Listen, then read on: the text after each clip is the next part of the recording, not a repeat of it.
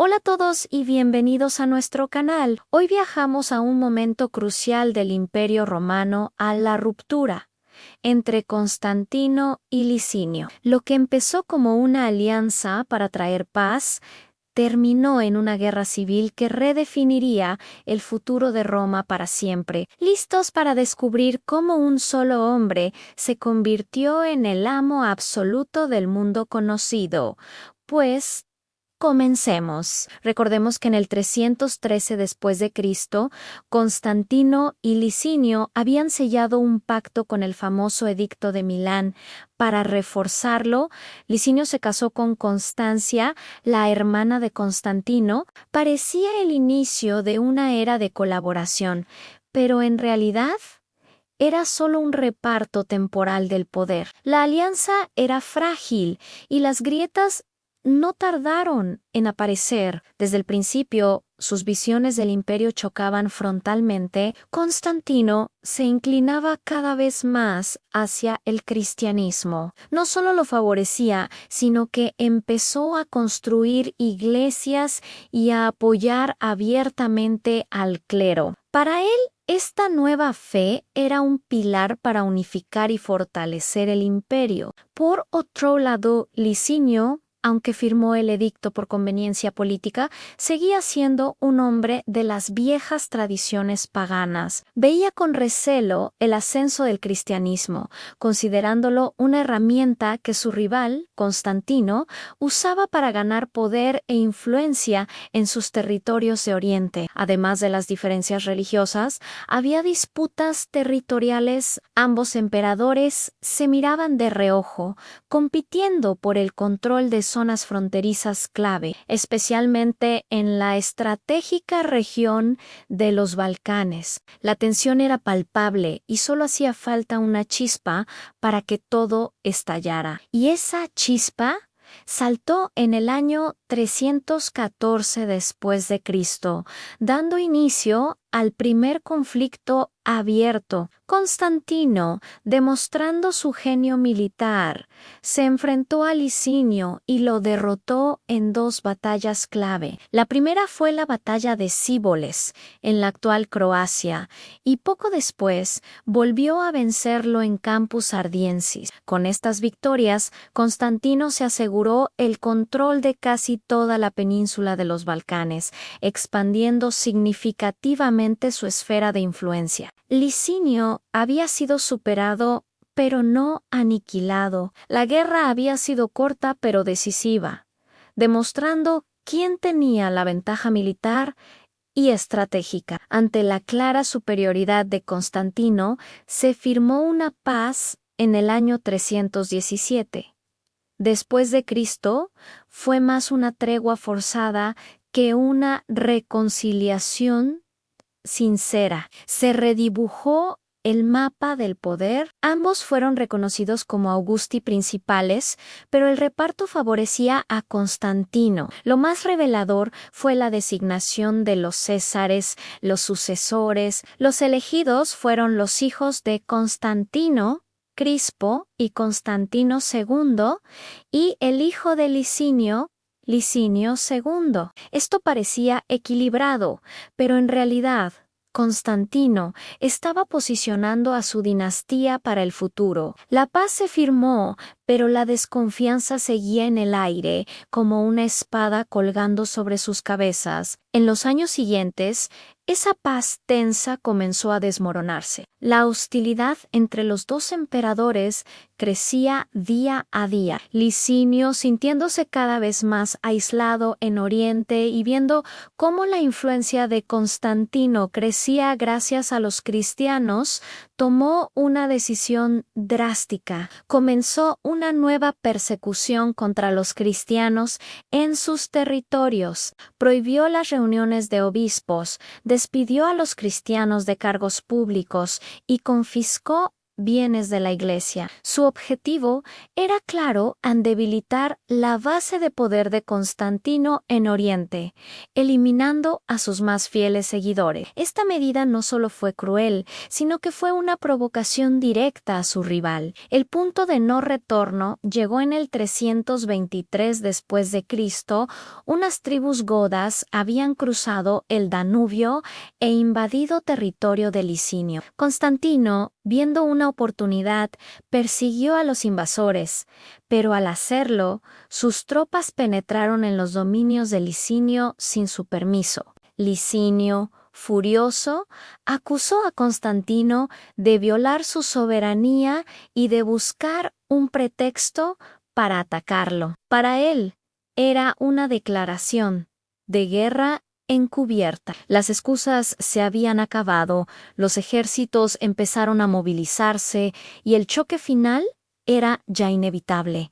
El imperio se preparaba para la batalla definitiva. Así, entre 323 y 324 después de Cristo, el Imperio Romano se sumergió en una gran guerra civil. No era solo una lucha por el poder, sino un enfrentamiento entre dos mundos, dos visiones opuestas para el futuro de Roma. De un lado, Constantino representaba el nuevo orden. Su ejército, reformado y modernizado, le era increíblemente leal. Y lo más importante, contaba con el apoyo entusiasta de la creciente comunidad cristiana, que lo veía como un libertador enviado por Dios en su estandarte.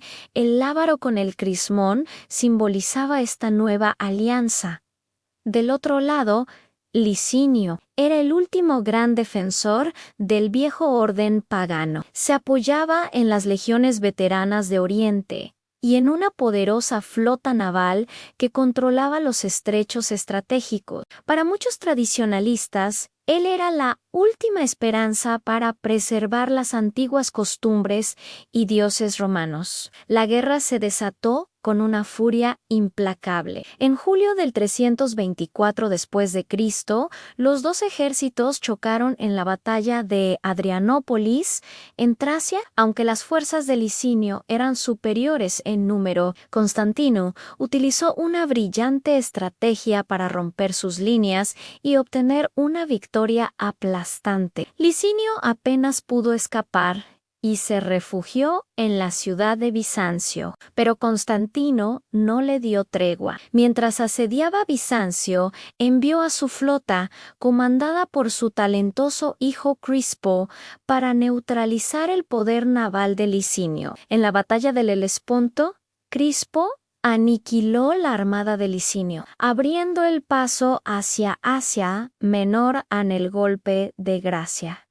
Llegó el 18 de septiembre de 324 después de Cristo. En la batalla de Crisópolis, justo al otro lado del Bósforo, el ejército de Licinio, desmoralizado y superado, fue derrotado definitivamente. La victoria de Constantino fue total y absoluta. Licinio, viendo que todo estaba perdido, se rindió. Tras su derrota en Crisópolis, el destino de Licinio estaba en manos de Constantino. Aquí interviene una figura clave en Constancia, esposa de Licinio y hermana de Constantino. Desesperada, le rogó a su hermano que le perdonara la vida a su marido. Constantino, quizás por afecto a su hermana o como un gesto de magnanimidad, accedió. En lugar de ejecutarlo de inmediato,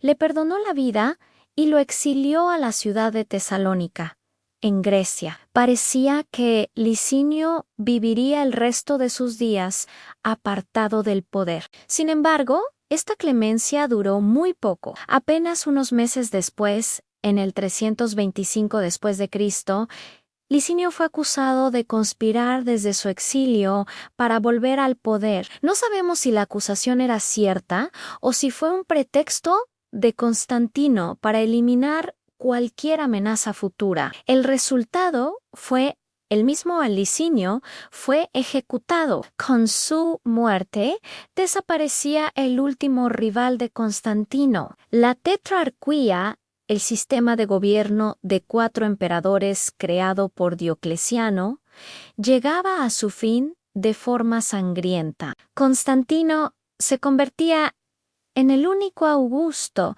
el señor absoluto de todo el Imperio Romano. Por primera vez en décadas, un solo hombre ostentaba un poder indiviso. La victoria de Constantino en Crisópolis no fue solo una victoria militar, fue el inicio de una nueva era para el Imperio Romano. Con él como único emperador, el mundo romano experimentó una transformación sin precedente. En primer lugar, el cristianismo, que había pasado de ser perseguido a tolerado, ahora se consolidaba bajo la protección directa y el patrocinio del emperador. Constantino no solo construyó iglesias, sino que convocó el Concilio de Nicea en el 325 para unificar la doctrina cristiana, sentando las bases de lo que sería la religión oficial del imperio.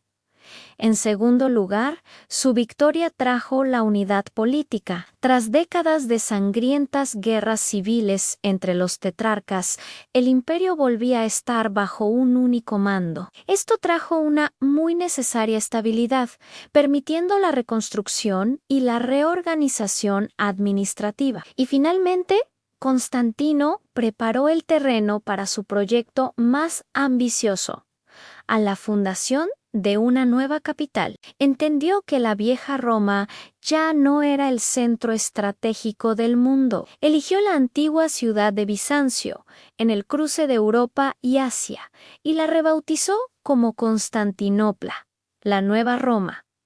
Así cerramos esta tablilla. El enfrentamiento entre Constantino y Licinio fue el último acto de la tetrarquía. La victoria de Constantino marcó el comienzo de su reinado absoluto, un dominio que no solo estabilizó el imperio, sino que lo guió hacia una nueva fe y una nueva capital, cambiando para siempre el curso de la historia occidental. Espero que hayan disfrutado de este viaje al pasado. Si les ha gustado, no olviden darle a like, suscribirse al canal y activar la campanita para no perderse nuestros próximos videos. Muchas gracias por acompañarnos y hasta la próxima.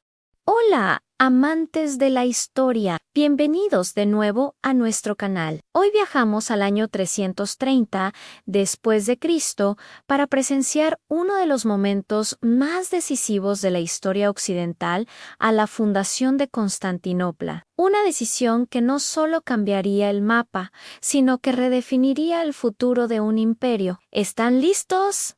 Comencemos. Imaginen la escena año 324 después de Cristo. Constantino el Grande acaba de derrotar a su último rival, Licinio, y se ha convertido en el único señor del vasto imperio romano. Pero Constantino es un visionario y sabe que el corazón del imperio ya no puede latir en Roma. La antigua capital, aunque gloriosa, está lejos de las fronteras más conflictivas, enredada en viejas tradiciones senatoriales y tensiones sociales que la hacen poco práctica para gobernar un mundo en constante cambio. Constantino soñaba con una nueva capital, una nueva Roma, que fuera un centro estratégico, militar y comercial. Un lugar que estuviera cerca de las conflictivas fronteras del Danubio y de Oriente, pero también en la encrucijada de las rutas comerciales que conectaban el Mediterráneo con el Mar Negro, y sus ojos se posaron en un lugar casi perfecto, la antigua ciudad griega de Bizancio. Fundada por colonos griegos de Mégara en el siglo VII a.C., Bizancio era una joya estratégica. ¿Por qué era tan especial? Primero, su geografía era una fortaleza natural. Situada en una península, estaba rodeada de agua por 3 lados. lo que la hacía increíblemente fácil de defender. Además, contaba con el Cuerno de Oro, un puerto natural profundo y protegido, ideal para anclar la poderosa flota imperial, pero su mayor ventaja era su control sobre el estrecho del Bósforo, el único paso marítimo entre el Mar Negro y el Mar Egeo. Quien controlara Bizancio controlaba el flujo de mercancías, ejércitos y culturas entre Europa y Asia.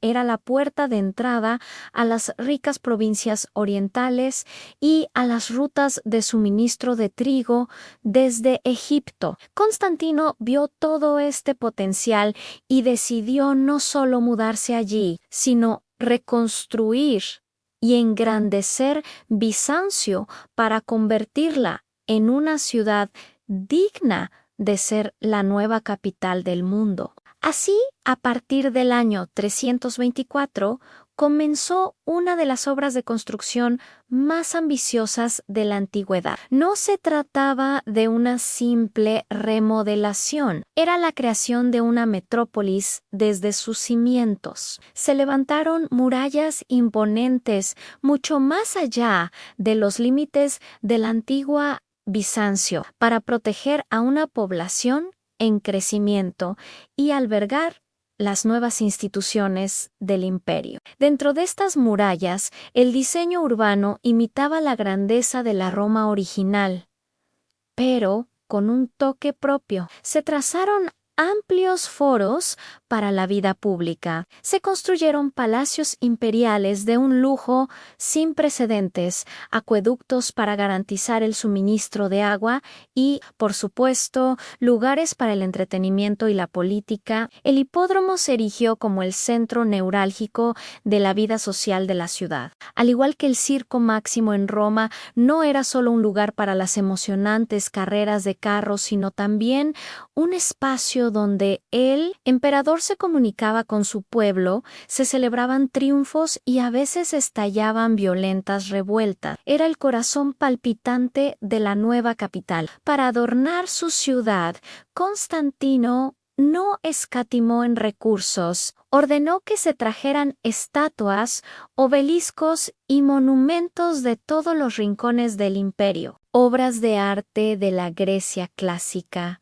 reliquias de Egipto y tesoros de Asia Menor llegaron para decorar sus calles y plazas. La famosa columna de Constantino, hecha de pórfido y coronada con una estatua del emperador, representado como el dios Sol, Apolo, se erigió en el centro de su nuevo foro. Pero esta no era solo una réplica de Roma. Constantino quería que su ciudad fusionara lo mejor de tres mundos: la grandeza administrativa de Roma, la profunda herencia cultural de Grecia y el nuevo y creciente espíritu del cristianismo que él mismo había abrazado y promovido. Por eso, junto a los templos paganos que aún se respetaban, comenzaron a construirse las primeras grandes basílicas cristianas, como Santa Irene y la que sería el germen de la futura Santa Sofía. Finalmente, tras 6 años de trabajos frenéticos,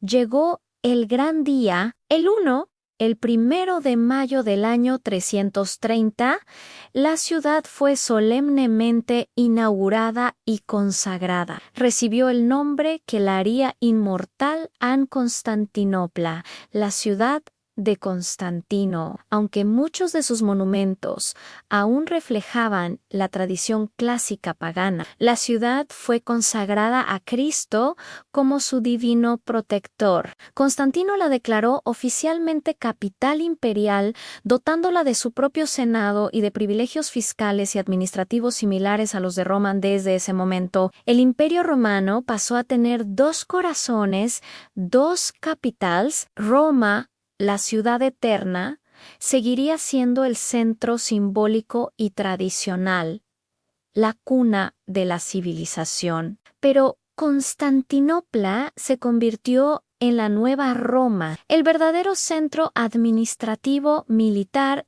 y cada vez más espiritual del poder imperial. ¿Cuál fue el significado real de este acto? La fundación de Constantinopla fue mucho más que un simple traslado de capital. Fue un cambio tectónico en el eje de la historia. Marcó el claro ascenso de la parte oriental del Imperio Romano, que era más rica, más poblada y estratégicamente más relevante que un occidente que ya mostraba signos de decadencia. Esta decisión fue fundamental para la supervivencia del legado romano, mientras que el Imperio de Occidente caería poco más de un siglo después. En 476, el Imperio de Oriente, con Constantinopla como su inexpugnable capital, sobreviviría durante más de 1000 años. Hasta su caída en 1453 en Constantinopla, se convirtió en el crisol donde se forjó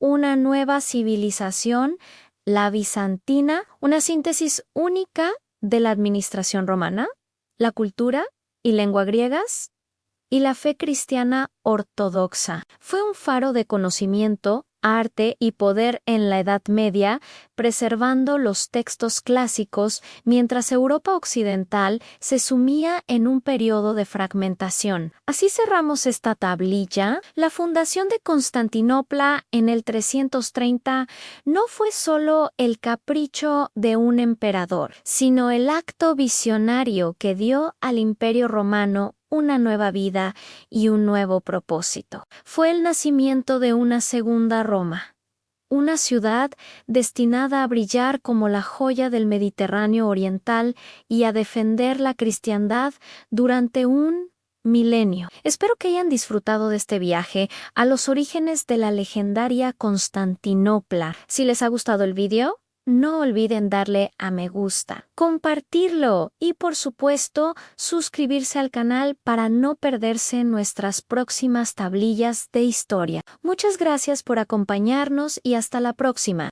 Saludos guardianes de la historia, bienvenidos a una nueva tablilla. Hoy viajamos a un momento que cambiaría para siempre el rostro del Imperio Romano y del cristianismo. El año 325 después de Cristo, el Concilio de Nicea. Imaginen un imperio que acaba de salir de siglos de persecución. El emperador Constantino, a través del Edicto de Milán en el 313, ha legalizado el cristianismo, esperando que esta nueva fe unifique su vasto territorio. Pero, ¿qué sucede cuando la solución se convierte en un nuevo problema? Constantino pronto descubrió que la Iglesia no era un bloque monolítico. Estaba fragmentada por una disputa teológica tan intensa que amenazaba con desgarrar el imperio desde dentro. El emperador, un pragmático hombre de Estado, sabía que tenía que actuar no por devoción, sino por supervivencia política. El epicentro de este terremoto doctrinal era un hombre llamado Ario, un carismático presbítero de la vibrante ciudad de Alejandría. Su enseñanza, conocida como arrianismo, era simple pero radical en Jesucristo. El Hijo no era eterno como Dios Padre. Era, según Arrio, la primera y más sublime de todas las criaturas, pero una criatura al fin y al cabo, creado en el tiempo, no coeterno con el Padre. Esta idea se extendió como la pólvora, especialmente en el oriente del imperio. Imaginen el caos en obispos predicando contra otros obispos, congregaciones divididas y un debate teológico que salía de las iglesias para discutirse en las calles y mercados. Para Constantino, esto era inaceptable. Una guerra civil religiosa era la última cosa que necesitaba. Vio como la fe, que debía ser el pegamento del imperio, se estaba convirtiendo en dinamita. Así que tomó una decisión sin precedentes, una que fusionaría para siempre el poder del César con la autoridad de la Iglesia. En el año 325, Constantino convocó el primer gran concilio ecuménico, es decir, universal, en la ciudad de Nicea, en la actual Turquía, envió cartas a todos los rincones del imperio, desde la lejana Hispania hasta las arenas de Egipto, invitando a los obispos a resolver esta crisis. El Estado incluso financió el viaje y el alojamiento. Fue la mayor asamblea de líderes cristianos jamás vista. Las cifras varían, pero se estima que entre 250 y 318 obispos acudieron a la llamada acompañados por sus diáconos y teólogos. La escena de apertura debió ser impresionante. El emperador Constantino, ataviado con sus ropajes imperiales de púrpura y oro, presidió la sesión inaugural. Aunque no era teólogo, su presencia dejaba algo muy claro. El resultado de este concilio era un asunto de Estado. Con su discurso, instó a los presentes a encontrar la unidad y la paz, y luego, sabiamente, se retiró para dejar que los clérigos libraran su batalla doctrinal. ¿Y qué batalla fue? El concilio se convirtió en un escenario de debates feroces que duraron semanas. Por un lado estaba el bando arriano, liderado por el propio Arrio y apoyado por influyentes obispos de Oriente, como Eusebio de Nicomedia. Argumentaban con lógica filosófica que el Hijo, al ser engendrado, debía tener un principio y por lo tanto era inferior al Padre ingénito. En el otro extremo se alzaba la figura de un joven y enérgico diácono de Alejandría, Atanasio. Acompañando a su obispo, Atanasio se convirtió en el principal defensor de la ortodoxia, argumentando apasionadamente que si Cristo no era plenamente Dios, entonces no podía salvar a la humanidad. Para él, la salvación misma estaba en juego. Defendía la coeternidad y la igualdad divina del Hijo, con el Padre en el medio. Un grupo de obispos moderados buscaba fórmulas de compromiso para evitar una ruptura total. Las discusiones eran acaloradas, llenas de citas bíblicas, argumentos filosóficos y acusaciones mutuas. Después de semanas de un intenso punto muerto, la balanza comenzó a inclinarse. La mayoría de los obispos se sentían incómodos con las implicaciones del arrianismo. Fue entonces cuando se propuso un término que se convertiría en la clave de todo el debate, una palabra griega que cambiaría la historia: homoousios. Esta palabra significa de la misma sustancia o consustancial. Al aplicarla a Cristo, se afirmaba que el Hijo compartía la misma esencia divina que el Padre, que no era una criatura, sino Dios verdadero, de Dios verdadero. El término no estaba en la Biblia, lo que generó resistencia, pero era la única fórmula lo suficientemente precisa para excluir la enseñanza de Ario con el respaldo del emperador, que buscaba una conclusión clara y definitiva. La facción de Atanasio logró imponer su visión. La mayoría de los obispos, presionados por la autoridad imperial y convencidos por los argumentos teológicos, aceptaron firmar la nueva declaración de fe. El resultado más importante y duradero del concilio fue, por supuesto, la redacción del Credo de Nicea. Este no era solo un documento teológico, era el primer gran símbolo de fe diseñado para ser aceptado por toda la cristiandad. En sus líneas se afirmaba sin ambigüedades la plena divinidad del Hijo, usando el término clave homoousios. Condenaba explícitamente el arrianismo como herejía, anatematizando a quienes dijeran que hubo un tiempo en que el Hijo no existía. Aunque la divinidad del Espíritu Santo se desarrollaría más a fondo en concilios posteriores, Nicea sentó las bases de la doctrina trinitaria. Para los perdedores, las consecuencias fueron severas. Arrio y los pocos obispos que se negaron a firmar fueron depuestos y exiliados por orden imperial. Sus escritos fueron confiscados y quemados. A pesar de esta condena, el arrianismo no desapareció de la noche a la mañana. De hecho, persistiría durante siglos, especialmente entre las tribus germánicas que más tarde invadirían el imperio, pero Nicea no fue solo sobre la naturaleza de Cristo. El concilio aprovechó la reunión para abordar otros asuntos prácticos que afectaban la unidad de la Iglesia. Uno de los más importantes fue fijar una fecha común para la celebración de la Pascua. Hasta entonces, diferentes comunidades la celebraban en fechas distintas,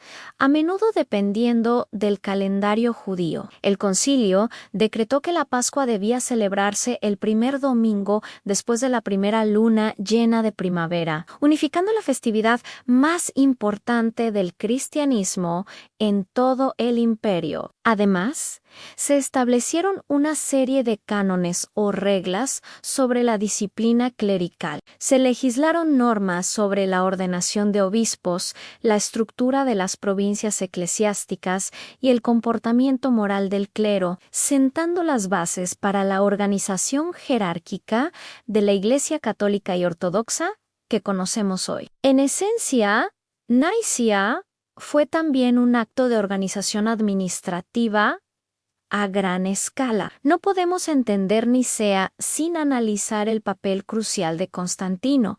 Él no era un teólogo profundo. Su interés era principalmente político. Actuó como un mediador pragmático y, en última instancia, como el juez que inclinó la balanza. Su objetivo era el consenso y no dudó en usar su autoridad imperial para imponerlo. Al presidir el concilio y respaldar sus decretos con el poder del Estado, Constantino forjó un nuevo modelo de relación entre la Iglesia y el imperio. Se autoproclama obispo de lo externo, el guardián terrenal de la unidad y el orden de la Iglesia, mientras dejaba los asuntos doctrinales internos a los clérigos. Esta alianza, conocida como cesaropapismo, donde el poder secular interviene en los asuntos eclesiásticos, marcaría la historia de Europa durante toda la Edad Media y el Imperio Bizantino. Para bien y para mal, la cruz y la corona comenzaban un largo camino juntas. Nicea no fue solo un evento religioso, fue la inauguración de la cristiandad imperial. El Concilio de Nicea fue, sin duda, un punto de inflexión monumental. Primero, le dio a la Iglesia una doctrina común y unificada, encapsulada en un credo que ha resistido la prueba del tiempo. Segundo, fortaleció la autoridad de los concilios ecuménicos como la máxima instancia para resolver disputas doctrinales, un modelo que continuaría durante siglos. Y tercero, marcó el nacimiento de una nueva era, la de la cristiandad imperial. El Imperio Romano ya no se concebiría sin la cruz. La fe que una vez fue perseguida ahora estaba inextricablemente ligada al poder imperial. El cristianismo pasó de ser una religión marginal a convertirse en el pilar ideológico del Estado. Un cambio con consecuencias profundas y duraderas que darían forma a la civilización occidental. Y así cerramos la 139ª tablilla. En Nicea, el emperador Constantino se erigió no solo como señor del imperio, sino como garante de la fe. Allí nació el credo que millones de cristianos todavía recitan en sus iglesias, un eco de aquel momento decisivo en que la política y la religión se fundieron en un mismo destino, forjando el mundo que vendría. La historia del poder y la fe nunca volvería a ser la misma. Muchas gracias por acompañarnos en este viaje al corazón del Imperio Romano. Si te ha gustado, no olvides darle a me gusta, compartirlo y, por supuesto, suscribirte a nuestro canal para no perderte ninguna tablilla. Hasta la próxima, guardianes de la historia. Bienvenidos a nuestro canal Apasionados por la Historia. Hoy llegamos a un momento crucial en la tablilla 140, que nos narra los últimos años, el bautismo y la muerte del gran Constantino en el año 337. Prepárense para descubrir el ocaso de un emperador que cambió el mundo para siempre. Tras su contundente victoria sobre Licinio en el 324, Constantino se alzó como el único soberano del Imperio Romano, un poder absoluto que no se veía desde la creación de la tetrarquía casi medio siglo antes. Ya no era solo un emperador victorioso, se presentaba a sí mismo como el elegido de Dios, el protector terrenal de la Iglesia. Su autoridad era indiscutible para simbolizar este nuevo comienzo. En el año 330 fundó una ciudad destinada a la gloria eterna, Constantinopla, levantada sobre la antigua Bizancio. Esta nueva Roma no era solo un capricho. Estratégicamente ubicada, era el nuevo corazón del imperio, más cerca de las rutas comerciales, de las fronteras militares y de la inmensa riqueza de Oriente. Era una declaración de intenciones. El futuro de Roma ya no miraba hacia el Tíber, sino hacia el Bósforo. Durante estos años de madurez, Constantino no solo se dedicó a gobernar, su mayor preocupación era la unidad de la fe que había abrazado. El concilio de Nicea, que él mismo convocó, había intentado poner orden doctrinal, pero las disputas, especialmente con los arrianos, estaban lejos de terminar. Constantino, siempre un político pragmático, entendía que las divisiones religiosas podían desgarrar el imperio. Por eso, a veces se mostraba conciliador e incluso favorecía a obispos arrianos, no por convicción teológica, sino para mantener la paz y la cohesión política. Su objetivo era un imperio unido bajo un solo Dios y un solo emperador. Pero el viejo guerrero que habitaba en él nunca descansó del todo. En sus últimos años, Constantino preparaba la que sería su última y más grandiosa campaña militar. Una invasión del imperio persa, el eterno rival de Roma en el este. Sin embargo, esta no era una guerra como las demás. En su mente ya no era solo un general romano buscando gloria y territorios. Se veía a sí mismo como un nuevo cruzado, un instrumento de Cristo para llevar la fe más allá del río Tigris. Soñaba con extender los dominios de Roma y, con ellos, los del cristianismo. Pero el destino, como tantas veces en la historia, tenía otros planes. Ese sueño de conquista y evangelización nunca llegaría a cumplirse. En la primavera del año 337, mientras se encontraba en Nicomedia en plena preparación para su gran campaña oriental, una grave enfermedad se apoderó del emperador. Constantino, el hombre que había enfrentado a ejércitos y desafiado a dioses, sintió que su final se acercaba y fue en ese momento de vulnerabilidad cuando tomó la decisión que había pospuesto durante toda su vida en recibir el bautismo cristiano. ¿Por qué esperar tanto? En aquella época era una práctica relativamente común entre los conversos. Muchos creían que el bautismo limpiaba todos los pecados cometidos hasta ese momento. Por lo tanto, posponerlo hasta el lecho de muerte era una forma de asegurarse de llegar al más allá con el alma completamente purificada, sin mancha alguna de los actos violentos, las intrigas políticas y las decisiones difíciles que implicaba ser un emperador romano. Quien le administró el sacramento fue el obispo Eusebio de Nicomedia, una figura curiosamente cercana a las ideas arrianas que el propio Constantino había intentado erradicar en Nicea. Así, de una manera casi poética, el emperador que legalizó el cristianismo y lo convirtió en el pilar de su imperio. Se hizo oficialmente cristiano solo en sus últimos suspiros, lavando los pecados de una vida dedicada al poder. Constantino el Grande murió el 22 de mayo del 337, a la edad de 65 años y después de más de 3 décadas en el trono. Su muerte no fue el final de su historia, sino el comienzo de su leyenda. Su cuerpo fue trasladado con una pompa sin precedentes a su amada Constantinopla. Allí fue sepultado en un lugar que él mismo había diseñado para su descanso eterno, a la Iglesia de los Santos Apóstoles. El simbolismo de su tumba era sobrecogedor y dejaba claro cómo se veía a sí mismo. Su sarcófago fue colocado en el centro, rodeado por 12 cenotafios, tumbas simbólicas que representaban a los 12 apóstoles de Cristo. El mensaje era inconfundible. Constantino no era solo un emperador, se consideraba el 13º apóstol, el Hombre Q.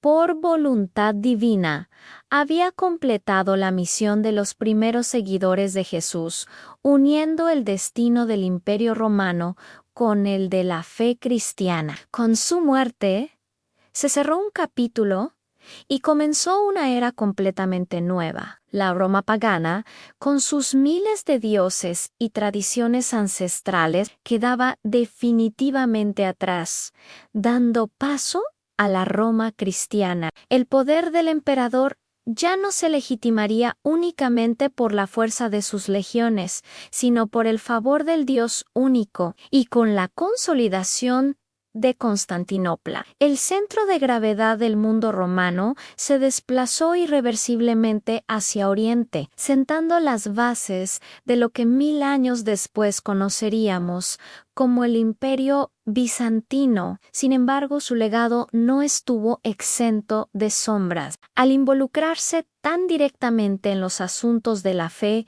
convocando concilios y mediando en disputas teológicas, Constantino abrió la puerta a lo que se conocería como cesaropapismo, la sumisión de la Iglesia al poder del Estado. Esta relación, a veces beneficiosa, a veces conflictiva, marcaría la historia de Europa durante siglos. Además, a pesar de sus esfuerzos, las divisiones teológicas no desaparecieron. Las herejías y los cismas continuarían desgarrando tanto a la Iglesia como al propio imperio. Así concluye la historia de Constantino el Grande, el hombre que afirmó haber visto una cruz en el cielo y, con esa visión, cambió el curso de la historia occidental. Nunca fue un santo ni un pagano convencido, sino una figura compleja, un puente entre dos mundos que se extinguían y nacían. Con él,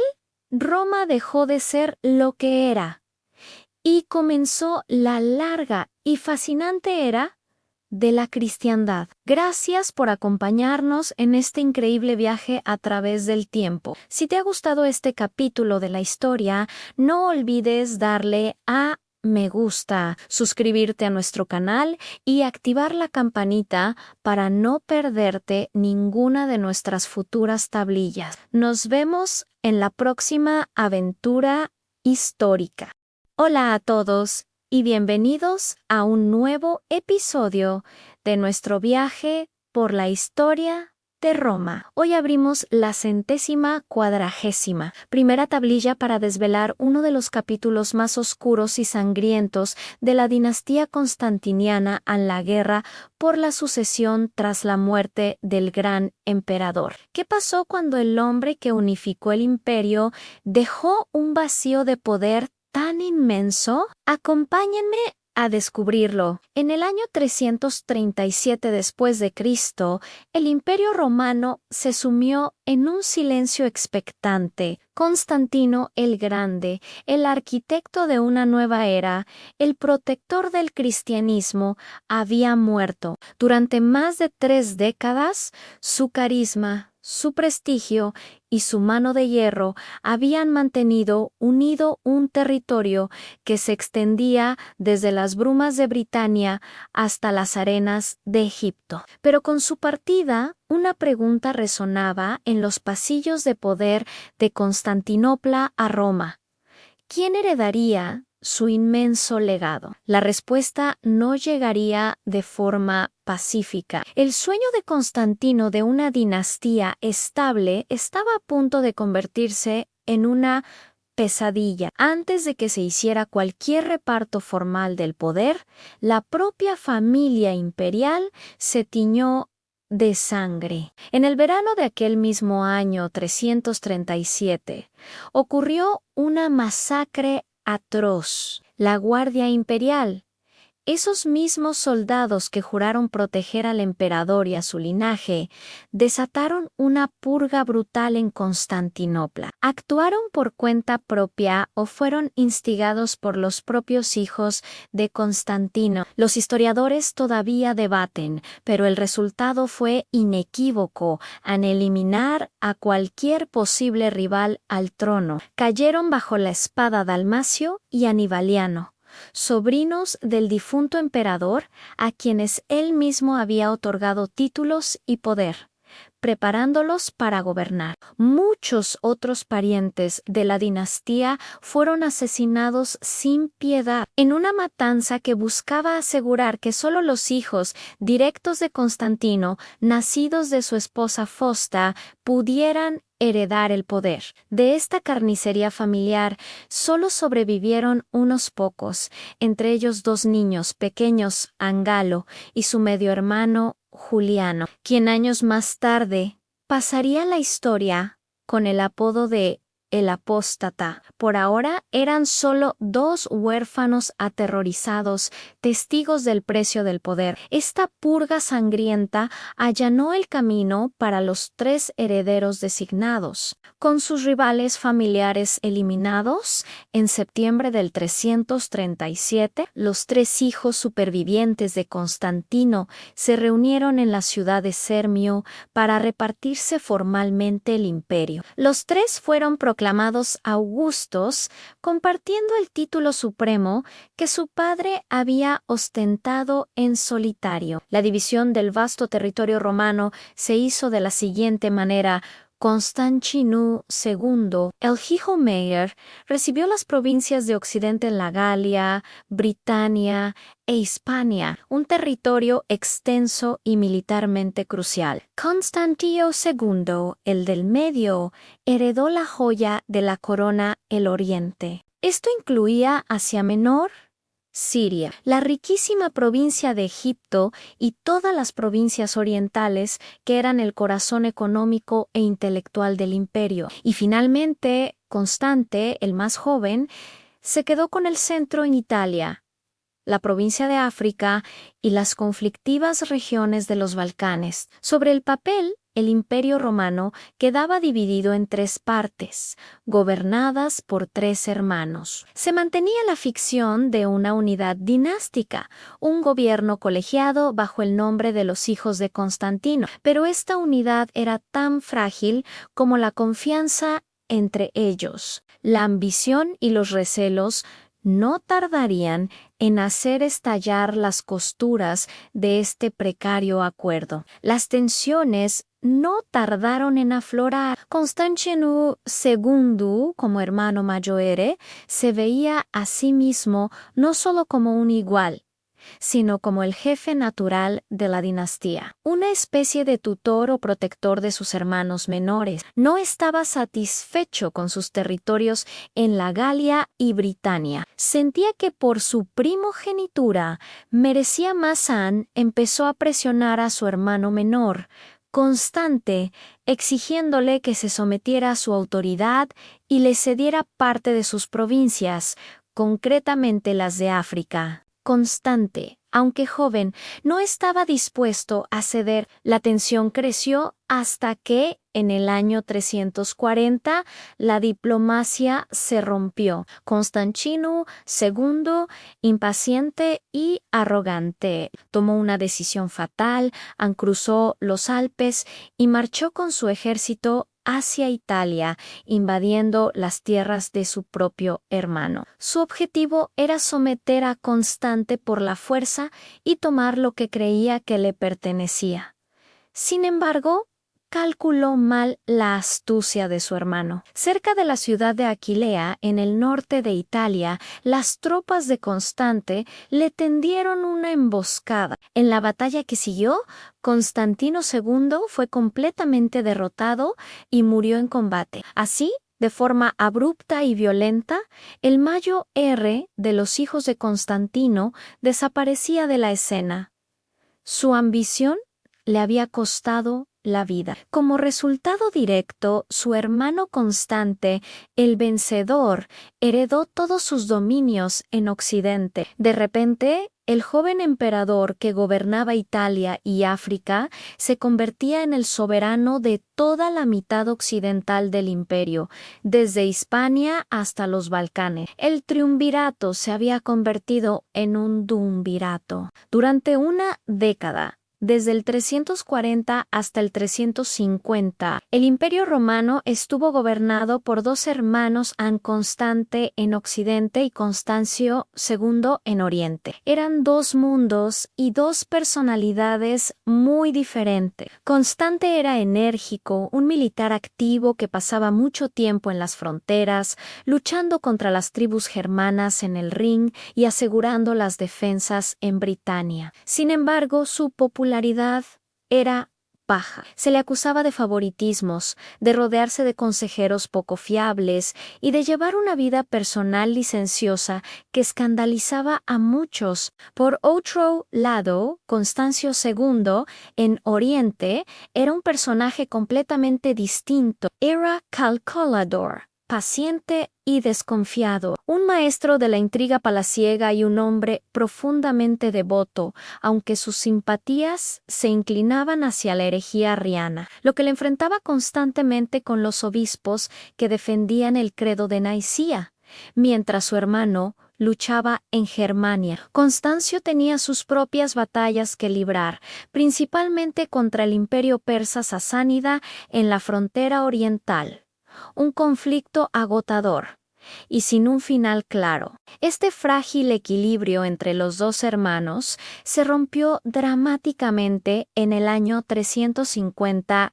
La impopularidad de Constante en Occidente finalmente le pasó factura. En la Galia, un general de alto rango llamado Magno Magnencio, de origen bárbaro, organizó una conspiración. Durante un banquete en la ciudad de Othon, dio un golpe de estado y se proclamó emperador con el apoyo de las legiones del Rin. La noticia se extendió como la pólvora. Constante, abandonado por sus propias tropas, se vio completamente solo. Intentó huir hacia Hispania buscando refugio, pero los hombres de Magnencio lo alcanzaron en los Pirineos y lo ejecutaron sin contemplaciones. El segundo de los hijos de Constantino había caído. Con la muerte de Constante, el imperio se sumió de nuevo en el caos. En Occidente, el usurpador Magnencio controlaba la Galia, Italia y África. En Oriente, Constancio II era ahora el único heredero legítimo de Constantino el Grande. La guerra civil era inevitable. Constancio, liberando temporalmente la frontera persa, reunió a sus ejércitos y marchó hacia el oeste para vengar a su hermano y reclamar la totalidad del imperio. El enfrentamiento decisivo llegó en el año 351 en la batalla de Mersa, en la actual Croacia. Fue una de las batallas más sangrientas de toda la historia romana. Dos enormes ejércitos romanos, uno liderado por Constancio y el otro por Magnencio, se masacraron mutuamente. Se dice que más de 50.000 soldados romanos murieron en un solo día. Al final, Constancio II, aunque a un costo terrible, salió victorioso. Magnencio logró escapar, pero su poder estaba roto. 2 años después, acorralado y sin escapatoria, se quitó la vida. Tras la derrota y muerte de Magnencio, Constancio II se convirtió en el amo absoluto del Imperio Romano. Había logrado, por fin, lo que su padre había conseguido al gobernar en solitario. Había reunificado el imperio bajo un solo cetro, pero la herencia que recibía era amarga y estaba manchada de sangre. Su reinado en solitario no sería un camino de rosas. Estaría marcado por continuas luchas religiosas entre sus seguidores arrianos y los defensores del credo de Nicea, por la constante presión militar en las fronteras del Rin, el Danubio y Persia.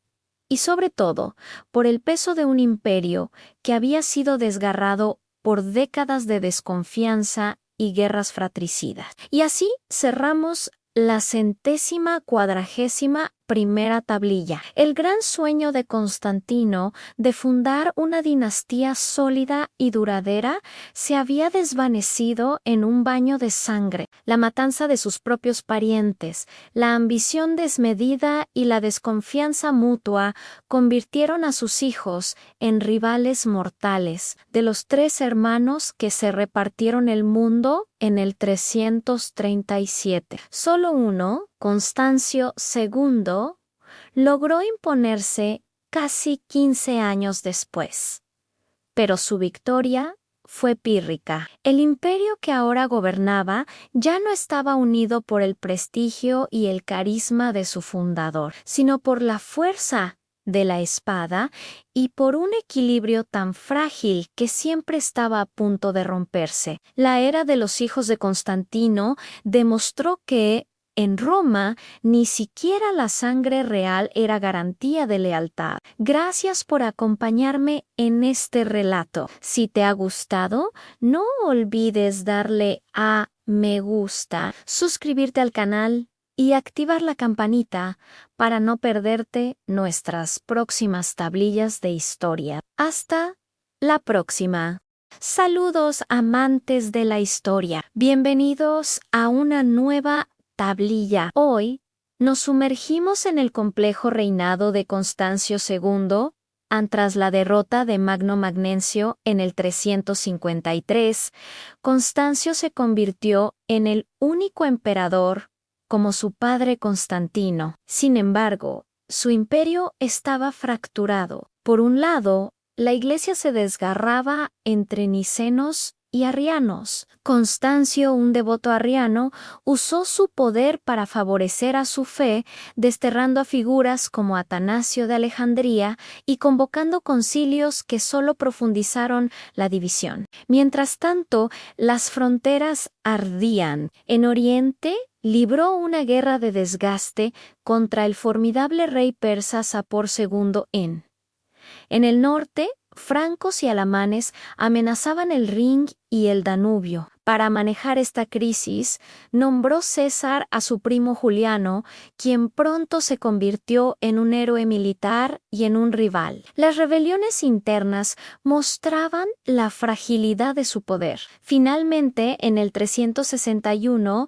mientras marchaba para enfrentar a Juliano, Constancio murió, nombrándolo su sucesor y abriendo paso al último emperador pagano. Si te fascina la antigüedad tardía, suscríbete y dale like. Nos vemos en la próxima tablilla. Saludos, guardianes de la historia. Bienvenidos a la biblioteca de Heródoto. Hoy, en nuestra 142ª tablilla, nos sumergimos en uno de los reinados más complejos y turbulentos del siglo IV, el de Constancio II, un emperador que heredó el trono unificado de su padre, Constantino el Grande, pero que gobernó un imperio al borde del colapso. Imaginen la escena en año 353 después de Cristo. El usurpador Magno Magnencio ha sido derrotado. Constancio.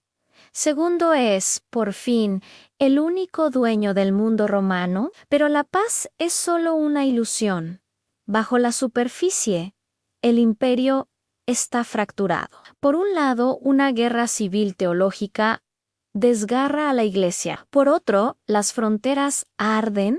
Desde Persia hasta el Rin, ¿podría un solo hombre contener tantas crisis a la vez? A diferencia de su padre, que buscó la unidad de la fe en el Concilio de Nicea, Constancio tenía una profunda inclinación por el arrianismo. Esta doctrina sostenía que Cristo, el Hijo, era una creación subordinada a Dios Padre, una idea que chocaba frontalmente con la ortodoxia nicena, que defendía la divinidad igualitaria de ambos. Como emperador, Constancio no dudó en usar su poder para imponer su visión. Se veía a sí mismo como un obispo de obispos, un guía externo para la Iglesia. Convocó sínodos y concilios por todo el imperio, no para buscar un consenso, sino para presionar a los obispos a que aceptaran fórmulas de fe arrianas o semiarrianas.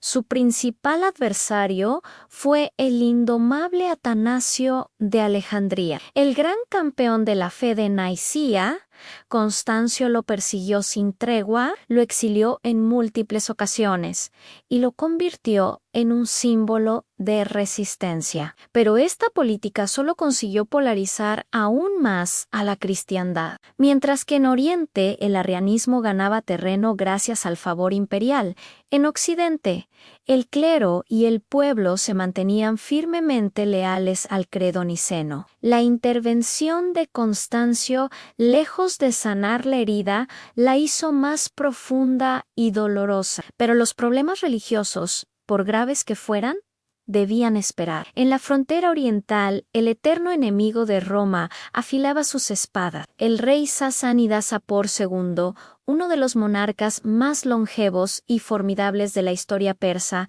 no estaba dispuesto a ceder un ápice. Durante Eicos, las legiones de Constancio y los ejércitos de Sapor se enfrentaron en una guerra de desgaste brutal. Las fortalezas de Mesopotamia, como Nisibis, Amida o Singara, se convirtieron en el sangriento escenario de asedios interminables y campañas agotadoras. Constancio, un general competente, aunque no brillante, pasaba la mayor parte de su tiempo en Oriente, dirigiendo personalmente la defensa. Nunca hubo una batalla decisiva, una victoria final que resolviera el conflicto. Era una lucha constante, una sangría de hombres y recursos que mantenía al imperio en un estado de alerta permanente. Sapor era un adversario implacable que obligaba a Roma a mantener sus mejores legiones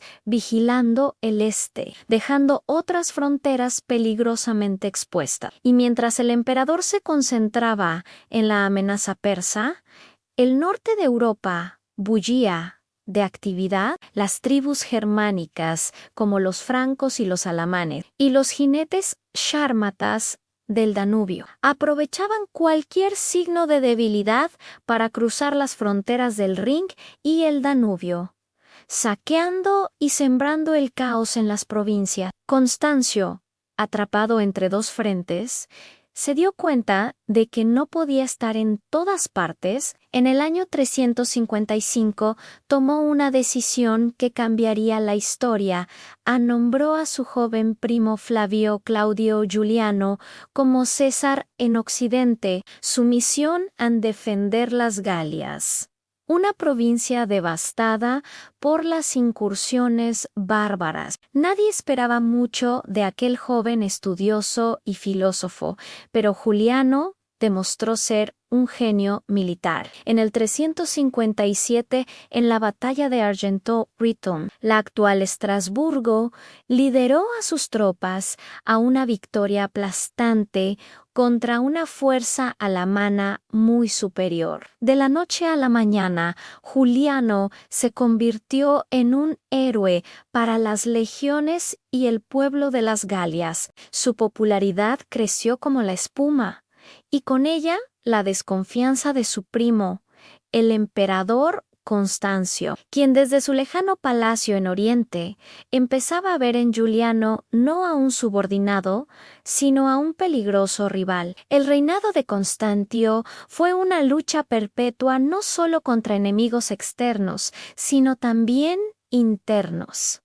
La sombra de la usurpación nunca lo abandonó. Antes de consolidar su poder, tuvo que aplastar la rebelión de Magno Magnencio, una guerra civil que costó miles de vidas. En el año 350, en Iliria, sus propias tropas aclamaron emperador a un viejo general llamado Vetranión. Constancio, con una astucia notable, logró convencerlo de abdicar sin derramar sangre en una dramática escena frente a los ejércitos reunidos. Más tarde, en el 355, otro de sus generales, Silvano, se autoproclamó emperador en la Galia, aunque su rebelión fue sofocada en menos de un mes. Cada una de estas insurrecciones era un síntoma de la profunda enfermedad que padecía el imperio. El poder ya no residía únicamente en el trono, sino en la lealtad de los ejércitos provinciales. Cualquier general victorioso y popular era un potencial usurpador, una amenaza constante para la estabilidad. A medida que pasaba el tiempo, la tensión entre Constantio y Juliano se hizo insostenible. En el año 360, Constancio cometió un error fatal. Exigió a Juliano que le enviara sus mejores legiones galas para la campaña contra Persia, los Sherpa, que sentían una lealtad feroz por el general que los había llevado a la victoria y había restaurado la paz en sus hogares. Se amatinaron. En Lutecia, la actual París, rodearon el palacio de Juliano y lo aclamaron como Augusto como emperador.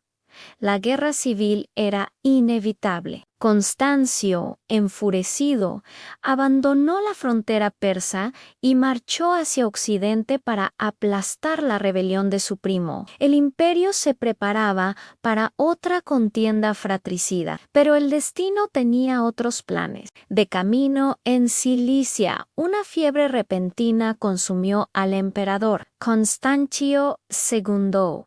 El incansable defensor de las fronteras, el controvertido patrón del arrianismo, murió el 3 de noviembre del año 361 en su lecho de muerte. En un último acto de pragmatismo para evitar el caos, se dice que nombró a su rival, Juliano, como su legítimo sucesor. Así concluye la 142ª tablilla. Constancio II fue un emperador trabajador y dedicado que logró mantener unido un imperio asediado por todas partes. Sin embargo, su política religiosa dejó cicatrices profundas que tardarían siglos en sanar. Su muerte marcó el final de una era y el comienzo de un breve pero fascinante paréntesis en la historia de Roma. El reinado de su primo Juliano, quien pasaría a la historia como el apóstata, el último emperador que intentó devolver a los antiguos dioses